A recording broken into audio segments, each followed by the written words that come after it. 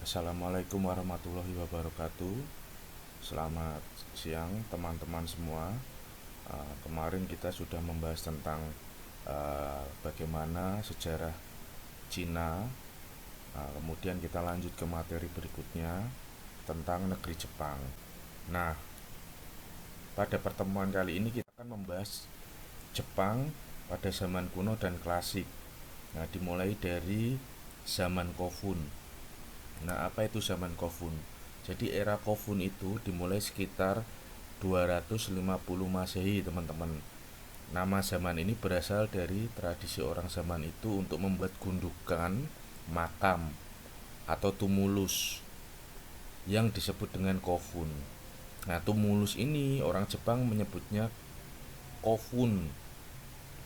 Nah, oleh sebab itu, era ini sekitar 250 Masehi disebut dengan zaman Kofun.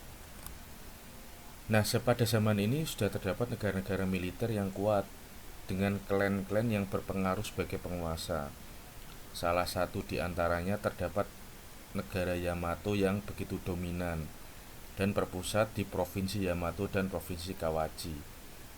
Nah, jadi era mulai militer diperkuat, persenjataan dipersiapkan itu dimulai pada sejak zaman era Kofun.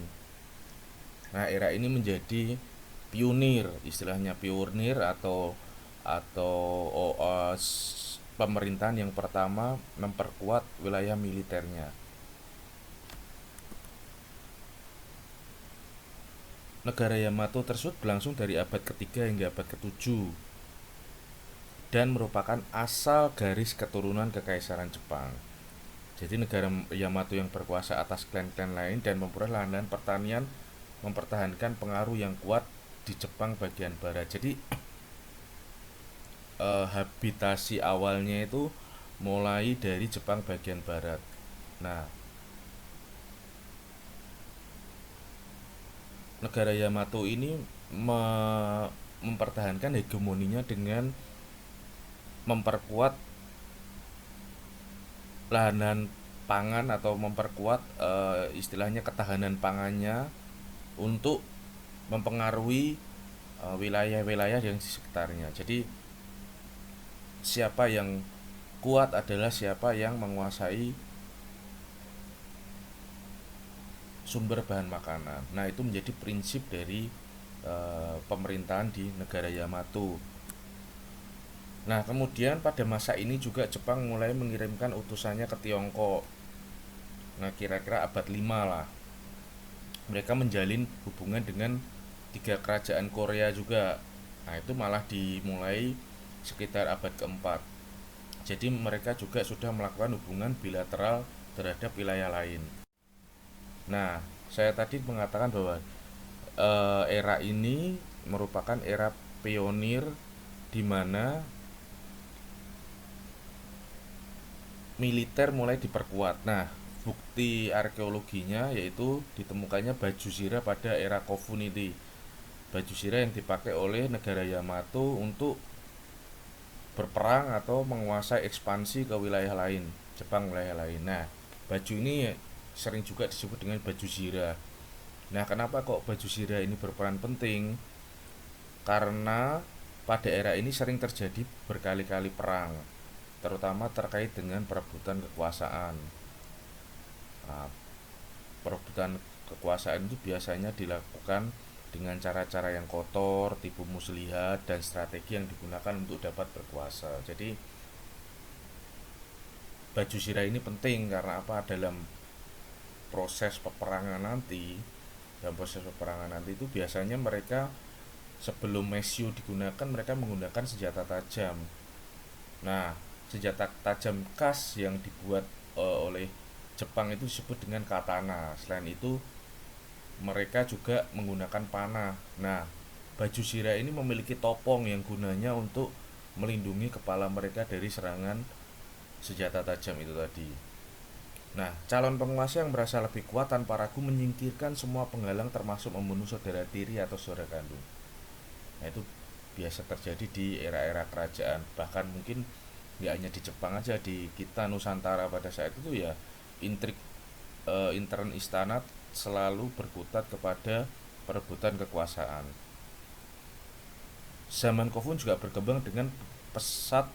Pada zaman ini juga berkembang pesat dengan teknik irigasi untuk pengairan sawah karena mereka memfokuskan diri kepada pangan itu tadi yang sudah saya jelaskan tadi. Jadi mereka ketahanan pangan mereka itu mereka perkuat. Nah, oleh sebab itu untuk mendukungnya maka mereka membuat teknik irigasi yang maju. Nah, selanjutnya masuk ke zaman Aska. Nah, zaman Aska ini dimulai pada tahun 53 hingga 710 Masehi dan sudah mulai terbentuk aturan berupa Undang-Undang Taihu di negara Yamato. Nah, ini era masih di negara Yamato, Jepang bagian barat ya. Nah, masuknya agama Buddha di negara ini sekitar 538 Masehi.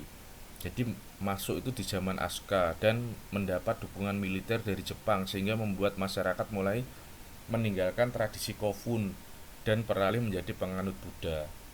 Nah, Buddha ini dalam konteks alirannya mereka memegang Konfusianisme. Jadi Konfusianisme itu merupakan ajaran tentang etika, cinta, terus kebajikan, terus cinta akan kebenaran, tata krama dan kepemimpinan yang bijaksana. Ya, pola ini disusun untuk memberikan inspirasi dan melestarikan pengelolaan keluarga dan masyarakat secara tepat. Ya, ini mulai mulai berkembang nih dari Cina sana. Konfusianisme itu dari Cina sana. Jadi mereka mulai mengikuti aliran tersebut pada zaman Aska, masih di negara Yamato. Kemudian Pangeran Sotoku menyusun konstitusi 17 pasal yang membawa perdamaian di Jepang. Konstitusi ini disusun dipengaruhi oleh pemikiran Konfusius tadi tentang berbagai moral dan kebajikan yang diharapkan masyarakat dimulai atau ditunjukkan dari pejabat pemerintahan dan abdi kaisar. Nah, itu ada 17 pasal yang harus mereka mereka pegang teguh sebagai pejabat. Nah, tujuannya untuk etika dan untuk mempertunjukkan bahwa mereka itu bertanggung jawab untuk mensejahterakan masyarakatnya. Nah, itu ada di zaman Aska. Nah, pada zaman ini pemerintah reformasi Taika sebagai pemerintahan pertama mengadopsi sistem pemerintahan di Cina. Nah, tadi hubungan bilateral itu kemudian menginspirasi mereka untuk membuat sistem pemerintahan yang mirip dengan Cina. Nah, contohnya apa? Mereka kemudian menyusun undang-undang pidana atau writ suryo dengan mengikuti struktur administrasi Tiongkok pada saat itu. Nah, jadi mereka mengadaptasi sistem pemerintahan di Cina.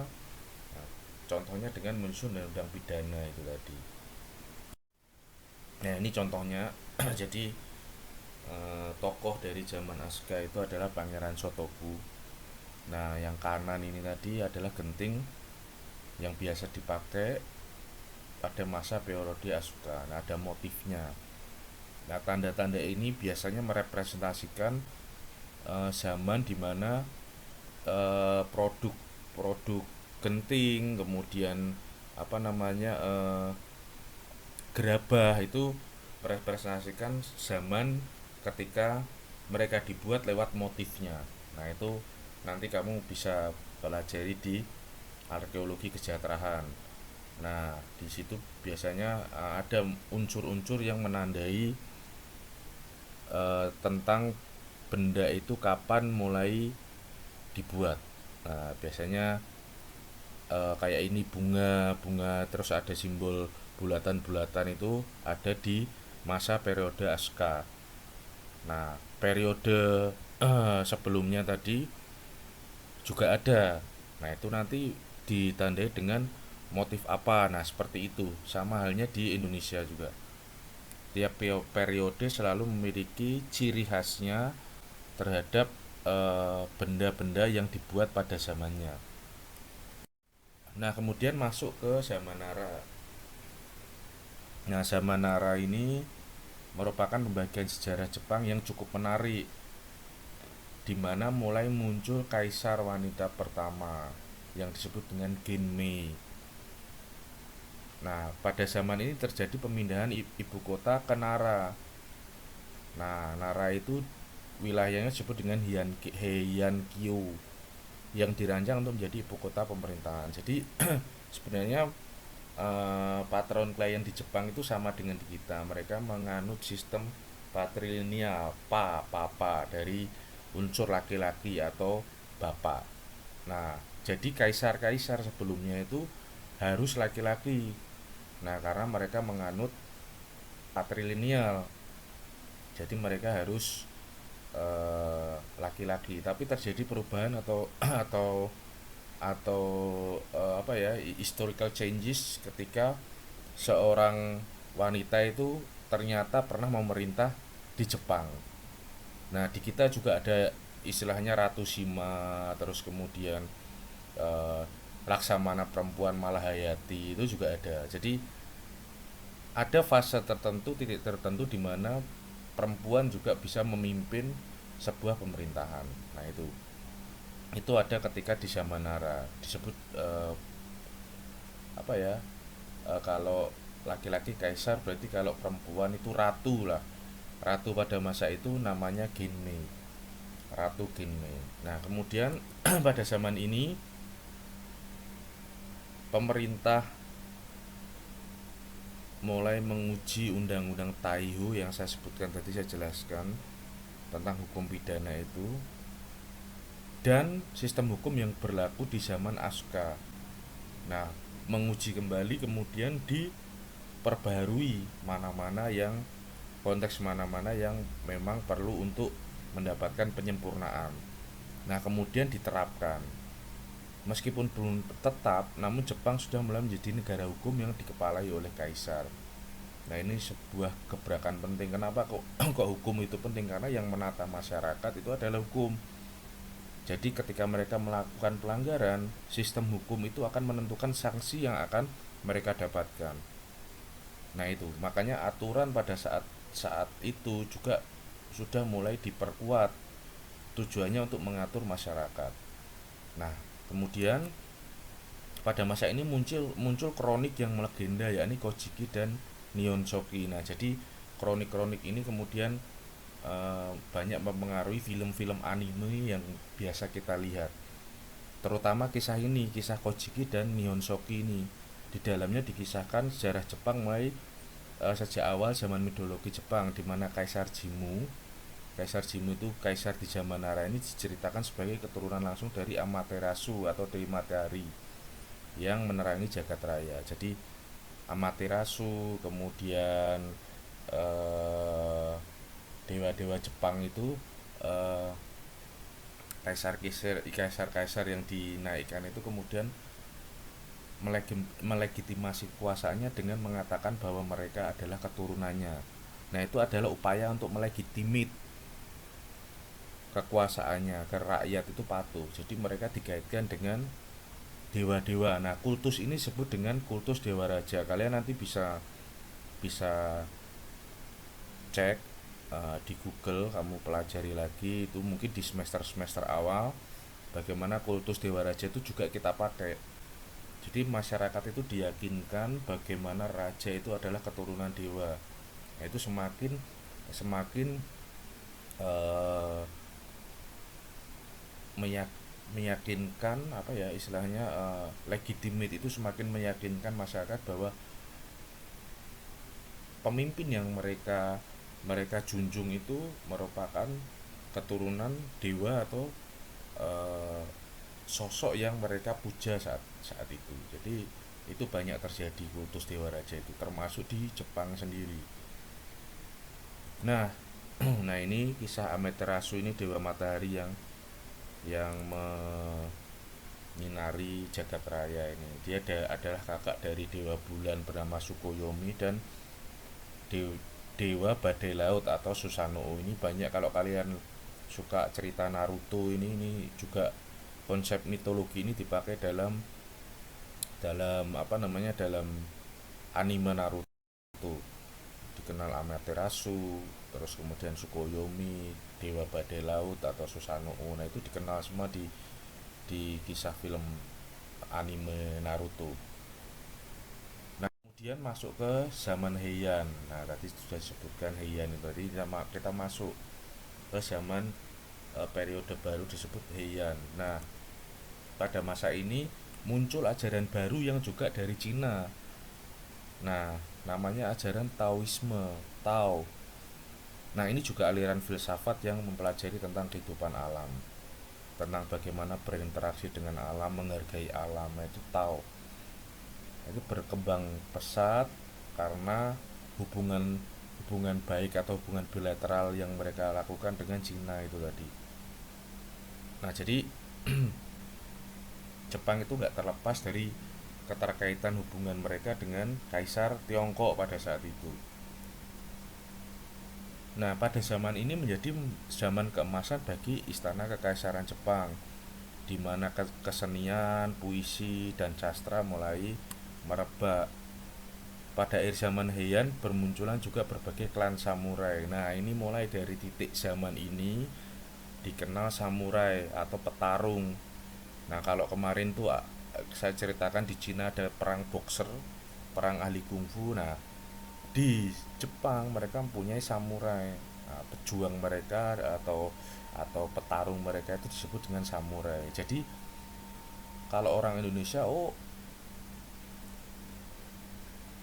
si A lagi pegang samurai, nah itu salah. Samurai itu orangnya. Jadi pedangnya disebut dengan katana. Orang yang memegang katana itu disebut dengan samurai. Jadi samurai itu individunya, jagoannya namanya samurai, alatnya disebut dengan pedang katana. Nah, jangan salah kaprah karena masyarakat kita mengenal pedang itu adalah samurai, bukan. Jadi samurai itu orangnya, pedangnya namanya adalah katana. Nah, di samurai samurai Jepang sendiri, orang-orang yang ahli ahli bela diri Jepang itu tadi, mereka biasanya membentuk klan. Nah, klan yang paling kuat pada saat itu ada empat. Nah, yaitu Minamoto, Taira, klan Fujiwara, dan klan Tachibana. Nah, ini ada kisahnya Tachibana bersaudara ini. Mereka klan petarung atau jagoan itu samurai yang dipakai oleh kekaisaran. Nah, di antara empat klan itu muncul klan Fujiwara, klan yang paling dipercaya oleh kaisar dan menempati kedudukan formal mendampingi kaisar. Nah, mereka ini semua petarung samurai ini. Nah, itu kali pertama muncul pada zaman Heian. Jadi klan-klan ini kemudian juga menjadi support system daripada kekaisaran Jepang karena mereka dipakai untuk bertempur. Nah, samurai ini. Jadi orang yang menjadi samurai atau ahli bela diri Jepang itu biasanya kemampuan tekniknya, teknik bela dirinya itu sudah melebihi rata-rata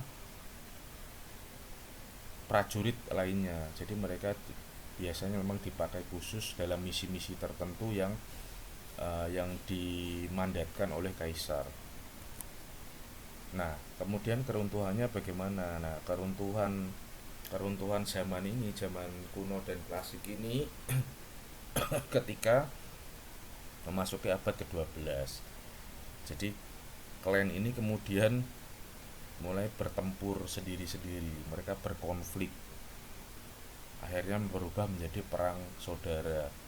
Jadi memberontak kepada kaisar lewat klan-klan itu tadi. Nah, seperti pemberontakan Hogen dan pemberontakan Heiji. Setelah berakhirnya perang Genpei, Jepang menjadi berada di bawah pemerintahan militer.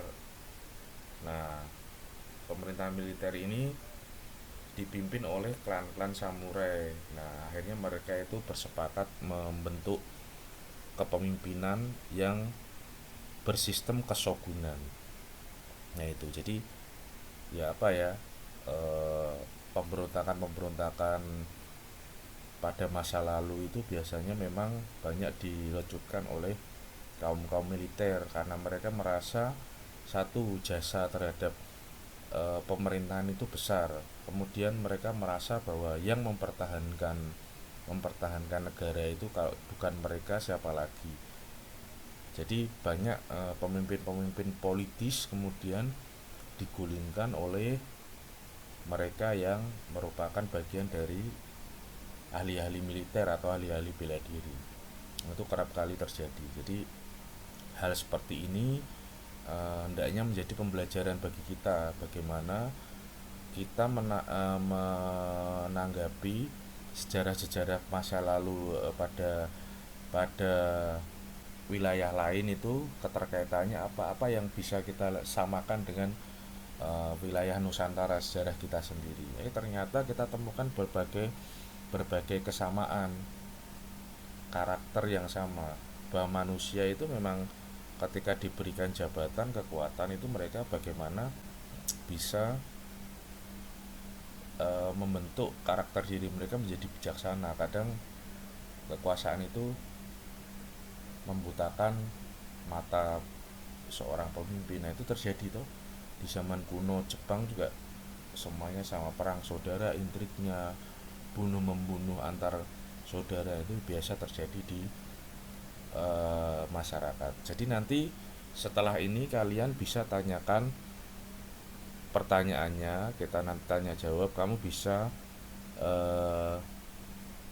masukkan pertanyaanmu di kolom komentar ya teman-teman. Jadi ini saya akan akhiri nanti minggu depan ini nanti saya akan upload PPT-nya. Kamu pelajari, minggu depan saya akan melakukan pengambilan nilai untuk mengetahui sampai mana pemahamanmu tentang pengantar sejarah Asia yang telah saya jelaskan kepada kalian. Demikian materi minggu ini, semoga bermanfaat. Wassalamualaikum warahmatullahi wabarakatuh.